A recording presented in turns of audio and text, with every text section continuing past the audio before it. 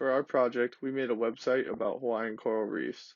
Our goal is to educate tourists traveling to the Great Islands of Hawaii on coral reefs, both for the coral's protection and yours, providing useful information about coral on how to interact with it along with the past and present conditions of one of the world's largest natural resources. What you can do to protect coral reefs. Coral reefs play a very important role in marine ecosystems. However, they face serious threats such as bleaching, climate change, diseases, invasive species, and pollution. Action must be taken to stop the decline of coral reefs. Here are a few things you can do to help protect them.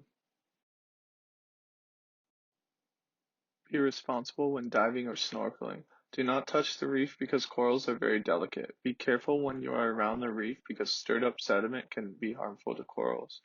Practice safe boating. Use moorings or anchor in sandy areas because anchoring on the reef can destroy the coral. Use reef-safe sunscreens. Some sunscreens contain chemicals that can cause coral bleaching, DNA damage, and deformity in young corals.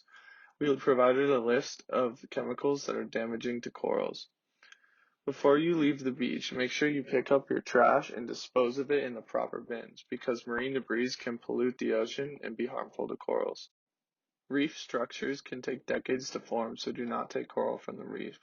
Reduce the use of fertilizers. The nutrients from excess fertilizers can end up in the ocean.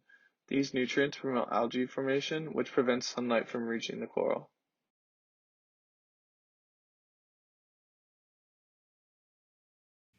Cultural significance of corals in Hawaii. In the Kumu Lipo, corals are considered to be the beginning of life because the coral polyp was the first organism created. Hina-opu halakoa is the akua associated with corals. Native Hawaiians use hard corals to build sacred temples and fishing shrines. Additionally, hard corals were used as tools. Mushroom coral was used as abrasives, and dense coral reef rock was used on canoes and wooden bows. Native Hawaiians also used pieces of coral in games like Noa and Konane.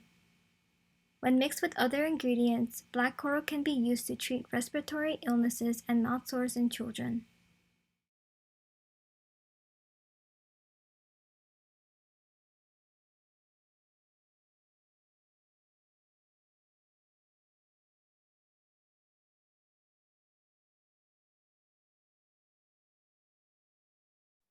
Ocean acidification is a direct result of the increase of carbon dioxide emissions over the last 200 years.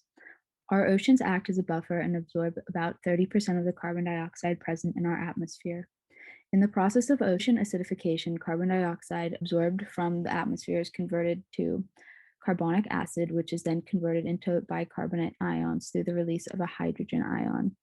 Bicarbonate can further dissociate into carbonate ions through another release of a hydrogen ion. The increase in production of hydrogen ions increases the concentration of hydrogen ions in the ocean, which in turn lowers the pH of the ocean and makes the ocean more acidic. Besides this reaction making the oceans more acidic, it also has a direct impact on the aquatic life in the oceans as well. In addition to carbonate ions being the byproduct of bicarbonate dissociation, the carbonate ions can also pair up with the freed hydrogen ions to create a bicarbonate ion again and repeat the chain once more. This usage of carbonate ions reduces the amount that can be utilized by other marine organisms like our coral reefs. Coral reefs that grow in water that is more acidic tend to be thinner and have less structural integrity due to the lack of carbonate ions available for them to build their skeletal walls. These corals are more susceptible to damage from factors such as erosion and waves.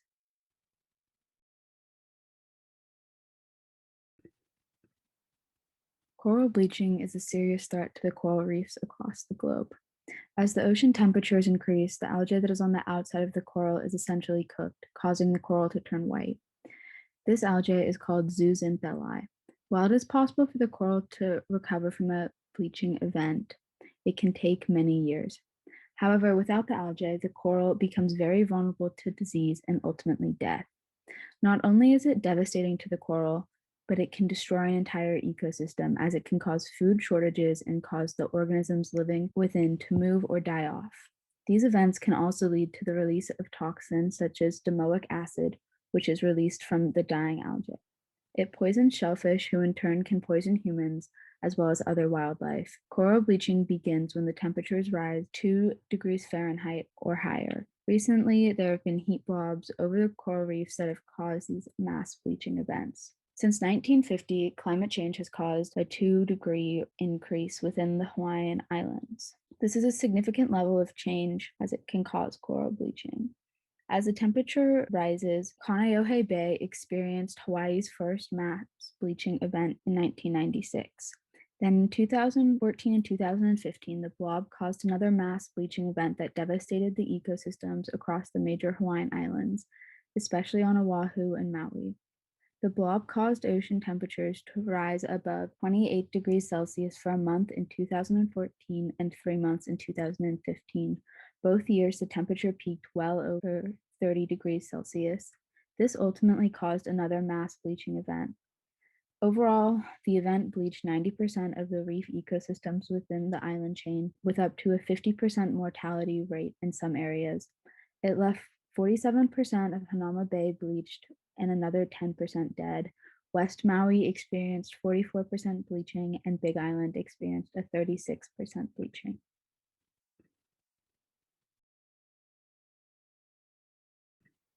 We have provided links to some nonprofit organizations below, so you can get involved.